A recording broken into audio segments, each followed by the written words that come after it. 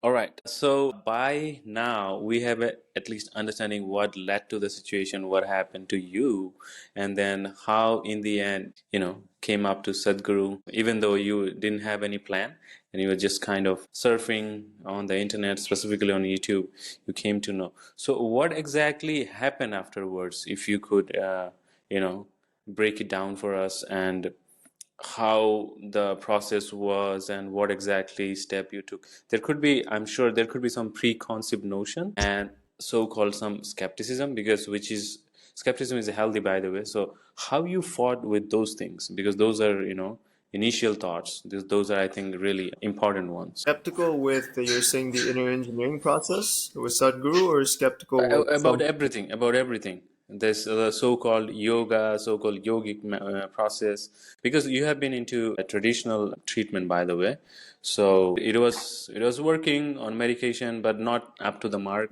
So what was the process? What was the thought process you were going through meanwhile? Yeah. So what was work? So initially, when this happened, mainstream, like I said last time, the mainstream doctors, the mainstream approach, they told me that this was something, being my condition was something that I had to deal with for the rest of my life. Mm-hmm. So popping pills, or I'd have some kind of symptoms, and it was just like they were putting me in a frame where this is something I have to manage. So I didn't like that. I didn't think that that was the truth. I just felt like innately that couldn't be the truth, because then I started investigating. I wasn't born this way. I didn't have these symptoms when I was younger. So that approach didn't make sense. That's why I became very skeptical about the mainstream pharmacy. Of course, like it helped. It helped in the sense that it was helping me sleep, and that was it. It was helping me sleep. It was maybe numbing me out to the symptoms, but I felt for the a majority of my time on medication, I just felt like a zombie. Like I was just walking around, really just not Yeah, as conscious. without any purpose, right? Just popping pills Correct, and yeah, without any purpose. yeah. Yeah, I popping pills, getting to bed. I was sleeping maybe 12, 14 hours a day, just like it was nuts, man. Holy shit. And there, yeah, from there, it was helping me get some stability. At least I wasn't having the symptoms like just mania, just having excessive racing thoughts. I was actually able to sleep with the medication. So there were some things that were definitely addressed with Yeah, the medication. was it 14 hours you said? I mean 14 hours? I mean 60% of your time, bro. I mean in a Yeah, day. so Yeah. initially I was sleeping that much just because, like I said, I didn't sleep for 1 month straight. I hmm didn't have even a minute of sleep for the 1 month when I had these episodes. This is crazy, bro. So, If you imagine from now, 14 mm, hours. I mean, this is really crazy. Bizarre yeah, stuff. so it helped me in that time just build some stability. And then I started to look at alternative ways, and I met a naturopath, and he put me on some vitamins, which did help temporarily. It gave me some relief, and I hmm felt a little bit energized. So I was working side by side with the medication, and around the same time I was on Sadhguru on YouTube. And for me, there was not any doubt, because I felt like for me, I was looking for something. And I think the doubt comes from Indians when they're watching a lot of the media, and how the media paints like some of these gurus, or Right, these right, right. babis hmm followers, they in a negative way. So I didn't have that conditioning or that thought about Sadhguru, because I just felt like when I heard him speak, there was just such authenticity and truth coming from his mouth and his presence. So I felt like for me, especially being in a place where I was so sick and tired of looking for different ways that weren't working, and I felt like he was speaking to me, and he was speaking a lot about, you can rewire your brain, you can create a different brain pretty much from the inside out. And You're for right. me, that was really fascinating, because he was the only person speaking in that way. Pharmacy, doctors, everyone was speaking with such a limited perspective about healing. And it was just like suppressing the hmm symptom, give you pills, and you take one pill, and that pill gives you a side effect for something else. Then you get a pill for that side effect, and then that side effect gives you a side effect for something else. And before you know it, you have like a bucket full of prescription pills that you're popping. Yeah. And at one point, I felt like I might have gone down that approach, but we took the right steps at the right time, where I got some support from a naturopath, and That's when Sadhguru came, and in 2019, from there, like 2017 was when I found Sadhguru, and that was Okay. when I was on and off doing the practice. And then things really took off in 2019 after I visited the Isha Yoga Center. I came back, and just prior to COVID, I was spending a lot of time at home, forced to spend time at home. Okay. And during the time where he was doing like, I don't know, it was like 90 days or 40 days or something, darshan every single day with Sadhguru during COVID. Yes, yes, COVID time, right? Yeah, so that was the time when I was doing the sadhana twice a day, and that was when things really took off, and I felt like, okay, I got something significant has happened to me, and I'm going to continue to build in this direction. Yeah, that's awesome. I mean, you touched a lot of things. You said the traditional treatment, and then, yeah, skepticism. Yeah, this is true. In India, I mean, there are many gurus, and like I said in the past also, Sadhguru, I think he has also mentioned in his book, he said it's like the way they have portrayed the spirituality and the yoga, specifically to the world, especially in the West. It is just basically, I mean, they pretty much destroyed the authenticity of the yoga and the authority. For him, it was, you probably heard about Osho, the Rajneesh. I think the episode happened in back in the days, I guess, in 60s, early 60s and 70s. And then, I mean, the whole episode. There is a series on Netflix if you want. You can, it's called Wild. I forget the name. It's Wild called. Wild West. Oh yeah, yeah, yeah, yeah, yeah. Exactly. So you see, I think just to speak on Osho too, I don't think Osho was what the media had portrayed him. I think exactly, there was a lot exactly, of depth. There's like, if I just exactly. observe. Mhm. So that's what I'm saying. Media, what is bringing in front of us, and we being a end user, we just whatever they're feeding us, we are just feeding them, and we are making our own judgment. Or it's again. So to fight that in the initial stage, like you said, for you it was really easy. But I feel a lot of the time when in the West for people also, because this kind of incident have already happened. So for them also, it's really quite a tough when they listen the guru and everything yoga, so they feel like it's something is sketchy fishy is coming from India, right? So I get it, because in the past there are people, those who they pretty much ruined the authenticity. There could be several reasons, right? So there could be several reasons. Anyways, that is really fascinating that when you, because you found him in 2017, and for you it took 2 years to get committed. So Right. what was the changing? I mean, what was the if I have to ask, what was the turning point within these 2 years? Because it took 2 years, and I know Mhm. I will answer you why I asked this, because something happened with me as well. So I want to hear your experience. What it took for 2 years to get committed, that you thought, okay, this is the time, man. I have to go all in. I think it just like I was already suffering, and I think I came to a place where I remember it was October 1st, 2019 was a day where I felt like enough is fucking enough. Like I just had that thought. It was so strong. I still remember that day because the emotion that was tied to that thought was really strong. And Hmm. prior to those 2 years after doing the inner engineering, and then just kind of dabbling with it, doing a little bit of Om chanting here, a little bit of Isha Kriya here and there, but nothing committed because I think it had nothing to do with the practice. I think it just had to do with how I was showing up and living my life.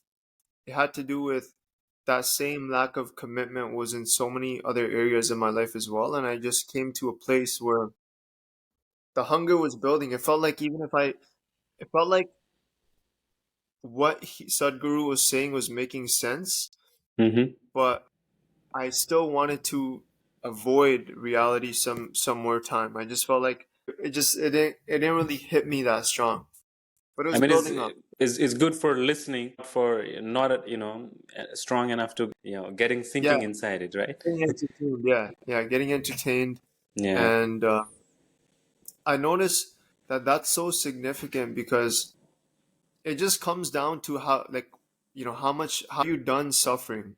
For me, that's what it is. I see most people have to suffer to come to a place of looking for something different, and for me, it was a point where enough and I remember going to Triple Institute in the States, Mm-hmm. and they were telling us how to share these tools and these methods with people in an appropriate way.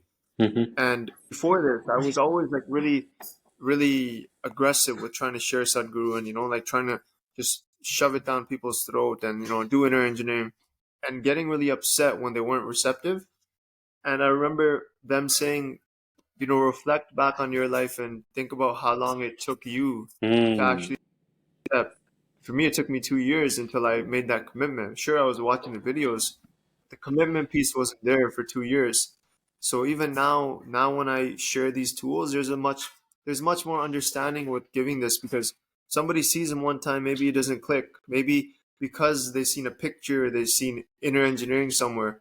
Maybe down the line, they see a video on YouTube, or they come to a place where they want to do some healing. They get to a place where something happens. Then the time will come. Everyone has their own time to be receptive to this, and I think that's something that I learned from the Isha Institute, when they were telling us to be reflect on our own journeys. Yeah, this is so profounding because I mean, because the reason I ask, I've been also watching him from 2016 when I was the last year of my engineering in the university, and then yeah, since then you were young blood. Like the guy is there, he's talking, everything's making sense logically, but you just it's just for like it's a passing thought, and the life goes on, and then things were going on 2019 when I was in Toronto, Canada. So I thought, okay, this might be something. And in 2020, COVID hit. So for me, there was a blessing in disguise because the entire world was, I know, unfortunate things were going on, but I had nothing to do. Sitting home, I started reading a lot of books, and then coincidentally, the inner engineering came to me because the physical book I ordered, by the way, from Amazon, I guess. I said, okay, because from real estate, business, by the time I already started running my convenience store, in Scarborough. So I was kind of getting, okay, once you settle down, I was also running my e-commerce business in state and Mexico. So I thought, okay, less, more. Okay, I know the stocks. Now I know a little bit of entrepreneurship and everything. What else? What else? Then I've been following him ever since, like I said, from 2016. Not like you said, nothing significant, not being committed. And then the book I read, Inner Engineering, and that book really hit me. There's many things, incident he mentioned, and the many, those initial kriyas. And then I thought, man, this is something probably we should. I should take out some time, dedicated time, and then I did inner engineering in, I think, in 2021. That even took me for, again 6-8 months.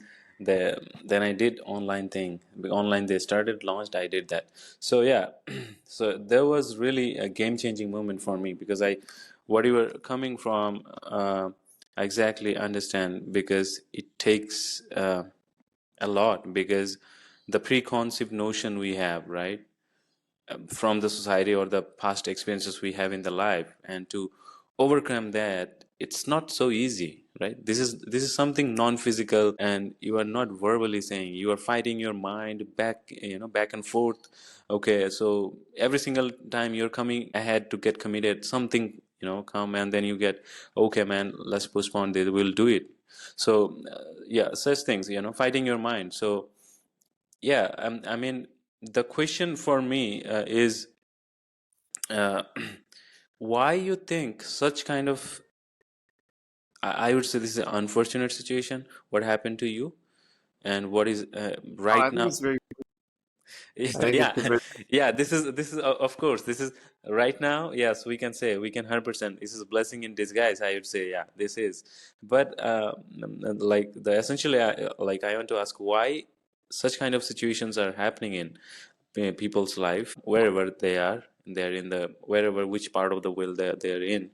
What basically led to such kind of situations, and then people had to go through so much suffering. I know right now we are talking, but the physical suffering you had, mental suffering, I can't even imagine. but with the grace of God, you are doing well. I'm so happy, and that's why we are here, and we are sharing the experience, and I'm so grateful to be here. But I want to know what exactly led to those situation for them, those unfortunate beings. Oh, you got a I think puppy. it with I think it just has to do with puppy. Yeah, he's here. Yeah. Hello, buddy. Checking. Hey, what's up? Oh yeah, he's also alert. Inner engineering is working for him as well. Of course, he's catching the waves too, man. Oh yeah. But no, I think definitely, I think it has to do with your upbringing, trauma, and I think it's a matter of, are you willing to make that commitment, right? I think everyone has different experiences that lead them to a certain place.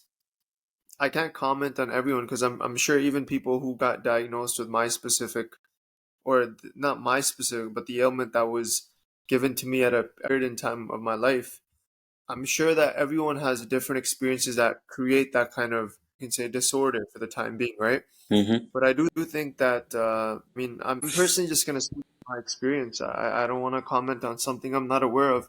But for me, it was a lot to do with my upbringing, the environment I was subjected to in my teen years, in my younger years. And I'll share something else.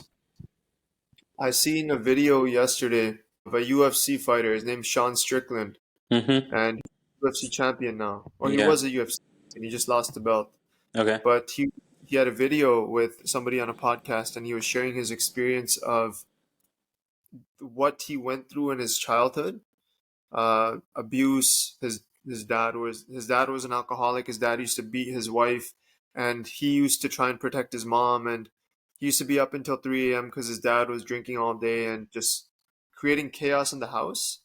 And I was able to really relate with that story, and it moved me to tears as well, because what I noticed in that moment is this guy, he went through all that, and he used that experience to harden himself. He became a fighter. He said fighting was the only way that I felt more. I felt that was the only reason I wanted to live, because Yeah. fighting was my his thing, right? And he used that to propel himself to become a UFC champion. And although he's just like, he portrays himself as this really tough guy, he's a champion, he fights in the UFC, and he has this persona. But what I came to see in that moment, when he was breaking down into tears in the interview, was there's still a wounded little boy inside of this guy. He's still traumatized inside, and because he hasn't addressed that, he's found different ways to cope with that on the outside, like becoming a champion in a sport, in a fighting sport, right? Which is not bad. Like, there's nothing wrong with fighting. It's great. It requires a certain amount of courage, and like, it's a Yeah. skill. Skill. Yeah. But but if you're doing it to avoid, what's happening inside, or make up for what you haven't dealt with on the inside, then it doesn't really matter. So I mean, everyone has different ways to cope. A lot of people are able to, yeah, man, just everyone is different, and their way to deal with stuff is different. Yeah, situation is different. So I think there are primarily, I think if we look into the situation, I think it's majorly somewhere society is playing a vital role. And then, like you said, family. I think majority of the people they will agree also. Family conditions, our societies, the way we have built up our societies, no matter where you live, and then sometimes religion also come into this, sometimes government. I mean, every society has everything. These are the elements in the bigger picture. So yeah, of course, like we cannot fight those things, right? Individual level. I mean, we don't choose our family, right? So and Or then maybe we do. I don't know. yeah, I mean, biologically we don't. Right, Afterwards, right. afterwards we can, we can pick it up what is good for us, what is not. But Mhm. how do we bypass this? If I have to ask this question, how do we bypass? Like this is a good point. You said probably we do. We can, if we are somebody in such kind of state, or somebody is getting into it.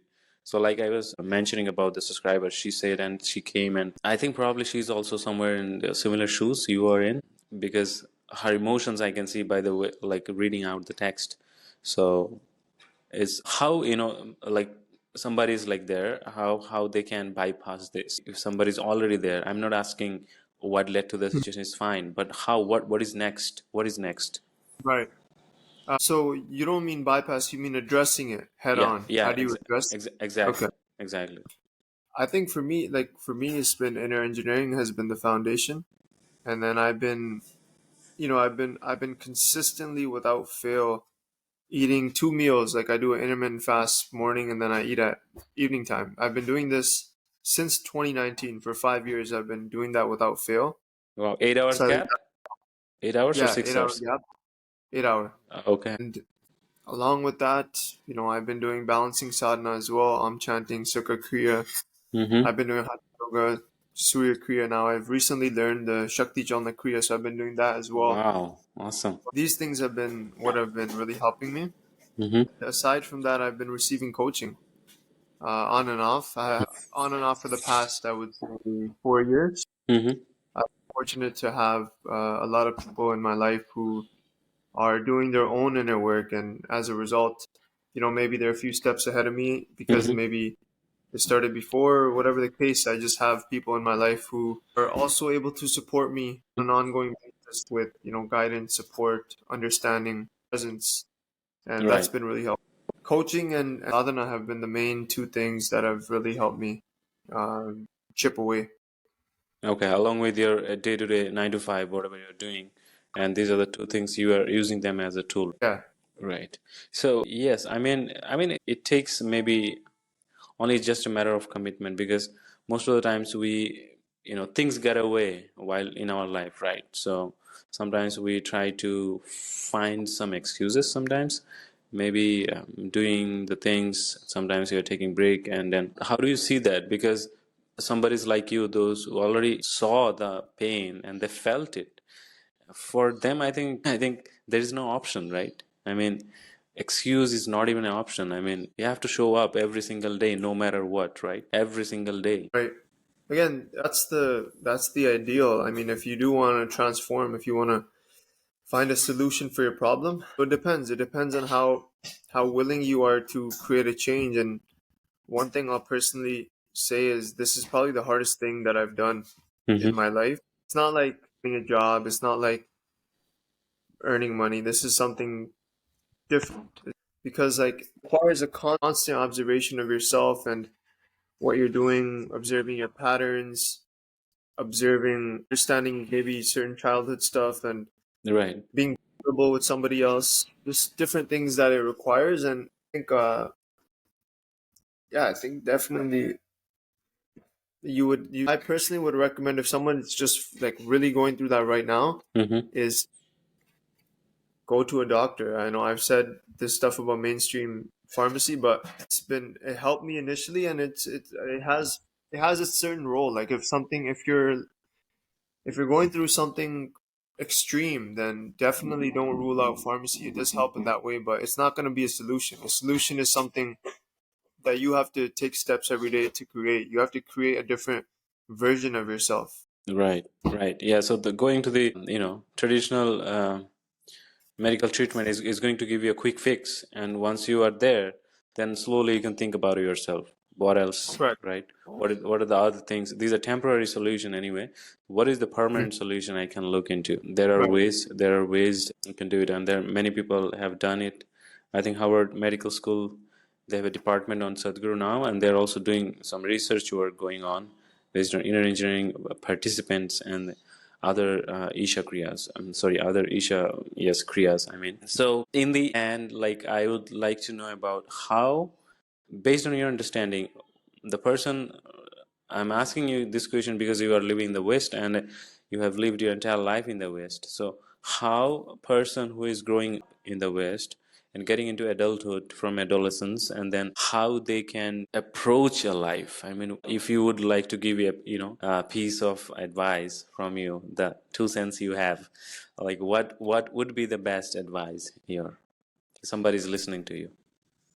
I think for me, you have to really assess who you spend time with. I think that's such a big, important piece. Mm-hmm. Because if you don't have the right environment, even if you have to spend a period of time where you're by yourself for a few Mm-hmm. months, Mm-hmm. 6 months, where you just are not under the influence of other people. Because I know for myself, in one way, having this diagnosis at 19 and being put on medication at that age Mm-hmm. was really scary because prior to this, I was out smoking and drinking all the time.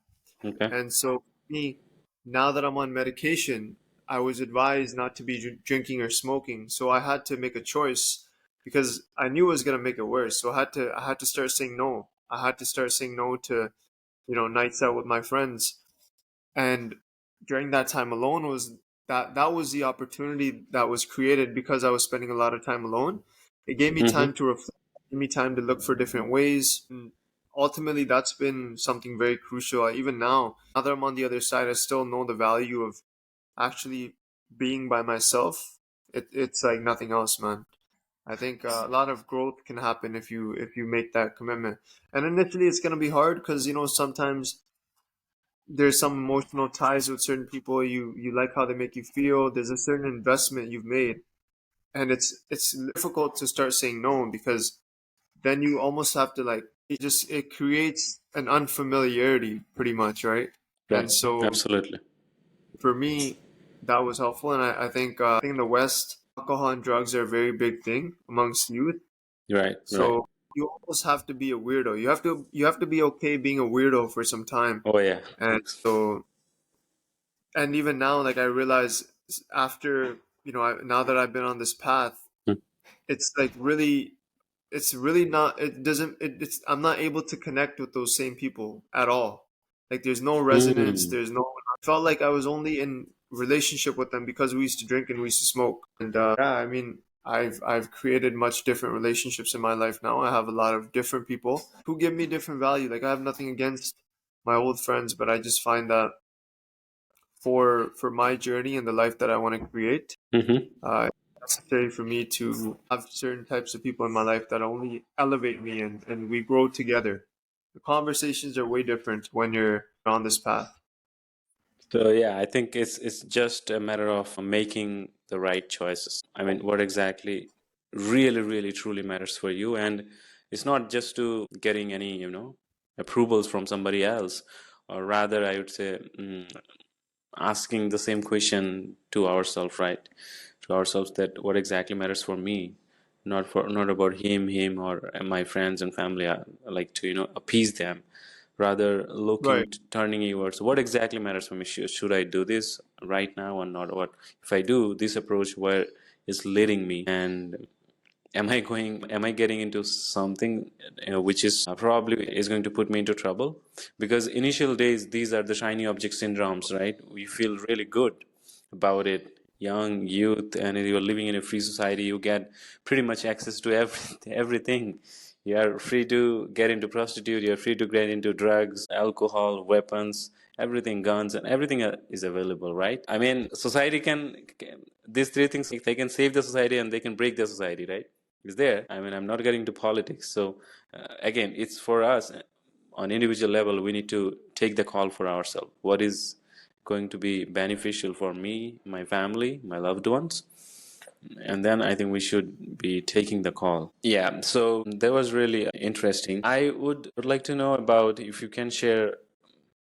I think you have almost covered everything, but I would like to know about brief your brief day-to-day life, if you can address, so that somebody, let's say I have friends in the West and they are listening to you, they can relate with this. Okay, if this guy can make it and he's living in the West without finding any excuses, then I think things are possible. We can also give it a shot. Yeah, so my day to day is, I start my mornings with sadhana every day, Mm-hmm. about 2.5 to 3 hours of sadhana.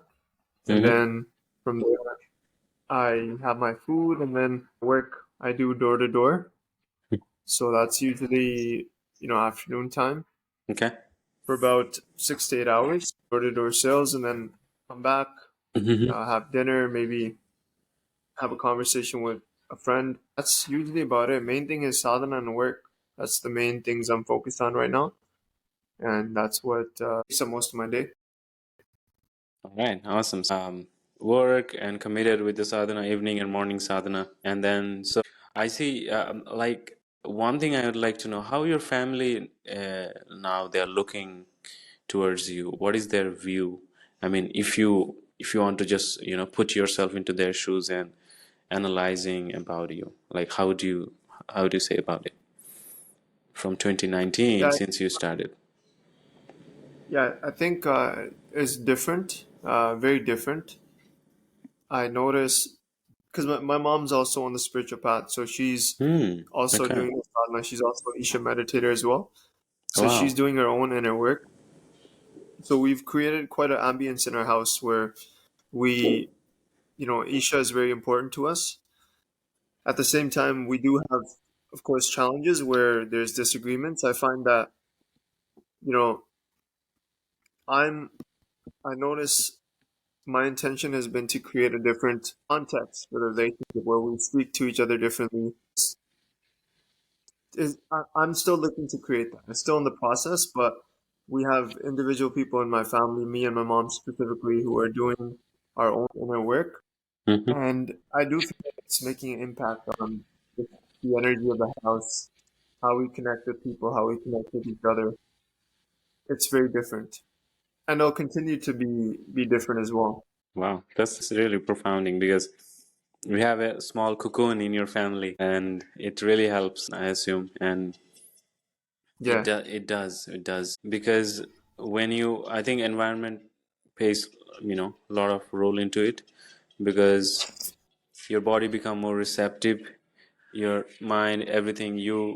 I think you less likely you will be finding any excuses to not to keeping up with your practices because you are living in such an ambience. You will become more receptive. Okay, let's do it. You will not even having a second thought. I think that is really really important because I. Support each other. Me and my mom, Mhm. we call out each other's limitations. We are very supportive most of the time towards, Mhm. getting the sadhana done, checking in, and just sharing different insights we've had. So very much we built a relationship around the process Mhm. and just our growth. So yeah, definitely, man. We definitely support each other and we share wins, we share insights, and we challenge each other often as well. I'm sure she's probably more happier than you. She's being able to see you in that phase. I can understand. Mm-hmm. And yeah, that's Harder for family, yeah, it is. I because think. Mhm. Yeah, continue, please. my mom was somebody who when I first got diagnosed, she was the one that was the most concerned, and she was the one trying to, he was the one speaking to different people, trying to find out different ways. How can you get better? Because she also wasn't really excited about putting me on medication. She knew that wasn't the best way. And so me and my mom were it just feels like we went through a journey together, man. She's been there to support me throughout and Hmm. she's been the one who's been probably impacted by it the most because she was the one who was taking care of me when I was younger and doing what she could do in her like through her understanding what she could do, she did her best. And definitely think it's been all worth it. And even one other thing I'll share is Hmm. when this was the peak of me going through that experience, she actually went to a fortune teller somewhere in 2014, 2015. This was like way back. She went during when I first got diagnosed, and Right. she went because she was trying all these other ways and nothing would seem to be working. So she went to this fortune teller because she thought maybe she can find something out. And the guy said, at the time we didn't believe him because I was in such a horrible place. He's like, oh, he's gonna be 100% fine. He's like, send him to India, Hmm. and he didn't say the context, but he just said send him to. He said send him to the Himalayas or something, and he's Oh. like get him coaching, Hmm. and like it seemed like he whatever. Like I don't know the science behind fortune telling, but I think there definitely is something.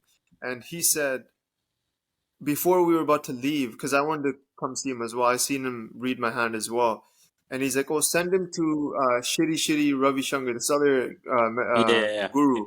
Yeah, in He's called Bangalore. Art of Living. Yeah. He's seen something. He's like, send him there, and like from there, things are gonna be all right." So for me now, like in hindsight, looking back, it felt like what he had seen was, Hmm. Sadhguru is gonna be able to. this guy, He was and the GPS that's what man. I picked up from. Yeah, He was the yeah. For GPS. me, him. It Yeah, is. that was Astronomy, bro. crucial. Astronomy is about science. Is Astronomy is basically pure science. Because if you visit India, if you go to specifically the southern part, you'll see the temples, the way temples has been built, the architecture, and our ancestors, the way they have built. They had a huge knowledge about astronomy. They have a huge knowledge about sun, moon, and the planetary actions, how they are moving. Huge is phenomenal. Today, science is trying to. Depict that, trying to dissect it, how they have done it. There are temples in India, they have built exactly at 7-degree inclination, and the temples had been built at 11-degree latitude, is like the Isha Yoga Center. So I mean, of course they have a huge knowledge. And astrology and astronomy are the branch of the science. In the past, ancestors, they had a huge knowledge. This is not woo woo thing, because most of the time people in the West, they will feel it as looking into. Yeah, being skeptic is fine, but this is not woo woo thing. This is science behind of it. The people, those who really know science, even in the West, they have acknowledged them. They have mentioned in their books several references. Yes, and people are doing research. The guy called Graham Hancock, he's not traditional. He's not a traditional. What do you call the archaeologist? But he has spent over 3 decades. He's trying to find out the lost civilization in the world, around the different parts of the world during the last ice age. And he came to India also. He, by the way, his wife is Tamil. She's from Indonesia anyway. So he also came, he also visited, and he said that's the same thing in his book and podcast everywhere. He came to Joe's show, and he also, in that podcast also, he mentioned about the way, kind of the wisdom the ancient people had about the astronomy and archaeology and the astrology, everything. They used to see everything as it's a divine, the approach is divine's branch, basically, in order to use them. So yeah, I think there was the turning point in your life. Yeah, I'm so happy. I'm so glad that your mom reached out to the guy some way. Sometimes there is a saying, we never saw the grace, but is there, and there are Hmm. n number of ways they can coming in our life. And it's just a matter of time. Are we open, are we receptive, are we open-minded at that time? If we are, then the things will come and hit us. Even in my life, so many things are happening, I can tell you, but I can only tell you there is a grace. There is a grace is beyond my understanding. I don't even want to understand, to be honest, because I do not have the intellect, I do not have the knowledge to understand it. I'm just being grateful under that grace. Things are keeping me. I'm sure 100% similar kind of feelings probably you have. And it's there. It's a kind of lubricant. It's just fixing you. It's just fixing your machines and everything, and just keeping you, giving you smooth momentum. So your acceleration doesn't get deteriorated in the process. So I think it's there. It's just a matter of time, and matter of commitment, like you said. Are we cultivating that thing or not, and how much we are committed? Involvement needs to be there. Once again, bro, it was really Right. really, it was really really nice, and so informative. And I'm sure there will be many, the incident you have mentioned, there will be really really eye-opening for others. They'll be able to really connect with this thing. And yeah, it also hit me quite a while about the process, your initial process, diagnosis, your mom, astrology, how you came to India. Yeah, I didn't know these things too. So for me, it was also new. Yeah, thanks for sharing those things. Thank you, man. I never knew we were gonna speak about that either, but I'm glad. I was happy to share that as well. And just one thing I want to add is, if there's anybody who's listening who might be in a similar place, or who might want some, some assistance or some support in any way, I'm happy to have a chat and discuss anything, any way that I can be of service, depending on where people are at in their journeys. Sure. So how people can find you in the intrawebs, if somebody wants to contact. So right now I'm off social media, Mhm. but if there's anyone that reaches out to you personally and would like, they can reach out to Subal, and you can connect me with them if there's anyone like that. Okay, guys. So you can directly reach out to me, and I'll probably give his WhatsApp, so you can connect with him. And and Yeah, he's a nice guy. Like you see, he will be 100% if you are willing, and whatever he can, like whatever situation you are in. I'm also talking to my subscriber. She can also, you can also reach out to me. I will also give his WhatsApp so you guys can connect. Probably it'll be some way of help. The entire main idea of being running this show and everything is just to, making a small difference in everybody's life. This is the entire idea. So yeah, I'm also grateful you came up, bro, and you showed that thing. It is also helping to serve our purpose. Yeah, I really appreciate that. my pleasure, man. No, Namaskaram, bro. no, namaskaram. Take care. We'll see you until next time, and yeah, take care, bro. You too, man. See ya.